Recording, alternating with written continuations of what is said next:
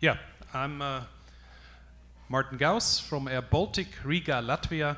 I'm the CEO, and we as an airline have already a history, and I want to tell you a little bit the history and then coming to the utility. Air Baltic, you can Google that. If whatever you put in airline and Bitcoin, Air Baltic pops up, because in 2014 we were the first airline accepting Bitcoin as a form of payment. We did that in-house. The CFO came to me and said, what do you think about it? I had no idea what a Bitcoin is. I bought one, $400. I liked it, and then we decided we do it. And that was hell of a ride, because we are majority owned by the state, and you can imagine what that means. But we did it 2014. Today we accept all cryptocurrencies. And then in 2021, the same guy, the CFO, came to me and said, do you know what an NFT is? And it just started, and I heard it, but I said, not really. So I bought myself my first NFT on Nifty Gateway with a credit card, and I liked it. And then we discussed it, he had one, and then we said, why don't we try to do something with our customers and use that NFT technology? Yeah, and then we were the first airline in the world to integrate the loyalty program on the blockchain, and we're very, very happy. So these were our first NFTs. That was a marketing tool. You bought them, they are sold out already. You bought them, and then you got, just with the QR code, you could get some info about these cities. These are Latvian cities, the most beloved Latvian cities. And we every month brought one, and then it was sold out. So we learned a lot, because we do everything in-house. We have no external partners on this. And then we went to the next thing, and we said, okay, an NFT, and we went through this up and down also. All of the senior executives in the company own NFTs themselves. So we all discuss where's the value and where's the problem. And the problem is scammers. You buy something, you lose value, you get a hoodie or something you don't need. So we said, we are an airline, we have something. People want to fly on us, and we have a frequent flyer program. We have around 1 million people in that program. So we said, why don't we give them the same we give them if they fly on us, but they don't have to. And we said, okay, let's do an NFT where you collect the airline points without even flying on the airline. So you own the NFT, you collect the points. You can redeem the points against cash, because that's very important. If you have a utility where you really get cash, because these points have a value in cash, then people like it. And then you can even today get the top tier program of the airline frequent flyer program by buying yourself this NFT.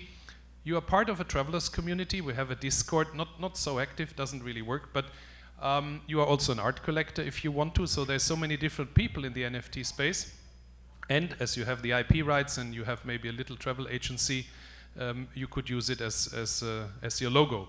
And so this is how it looks then in real life. It is live already, so people are buying them. You collect the points, and then you go, like any airline ticket you would buy, you go to the website of the airline, you type in the where you want to go, and then there comes the price. If you have frequent flyer points, the same in any airline.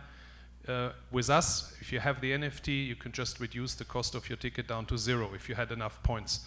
You don't have to fly on the airline, you just have to own the NFT, and we give you everyday points. And then what can you do with points with an airline? This is an example because I'm speaking in New York today. We have partners, we're an airline partnering with other airlines, and you can use them also on over the transatlantic, because we are only in Europe. So you could use these points also to come from New York to Europe. So you can really do something with this NFT without going to the airline and buy a ticket. You would have the NFT. Why are we doing this? This is how they look. They're very cute. There's 10,000 different ones, so we just did what all the others did. We had 10,000 with different trades, and and that's the VIP card you could get if you buy 25. But that's a detail. What we're doing is we tokenize the frequent flyer program or loyalty program. And we use these slogans in Europe. Of course, I use it the other way around. New York is only 5 planes away, because if you would have 5 of them for a year, gives you enough points. But I'm not selling planes. I'm telling you why we do this as an airline. The loyalty programs of airlines give you points, and people like it. And people who have a loyalty program, they come back and they spend more money on you than somebody who is not in a loyalty program. So what we want to do, we want to tokenize it. And you can't just do this, decide to tokenize, you have to go step by step. So we tested with the first NFT, now we have an NFT collection. You have that NFT, you become a frequent flyer. There's no cost involved apart from the NFT which you would buy.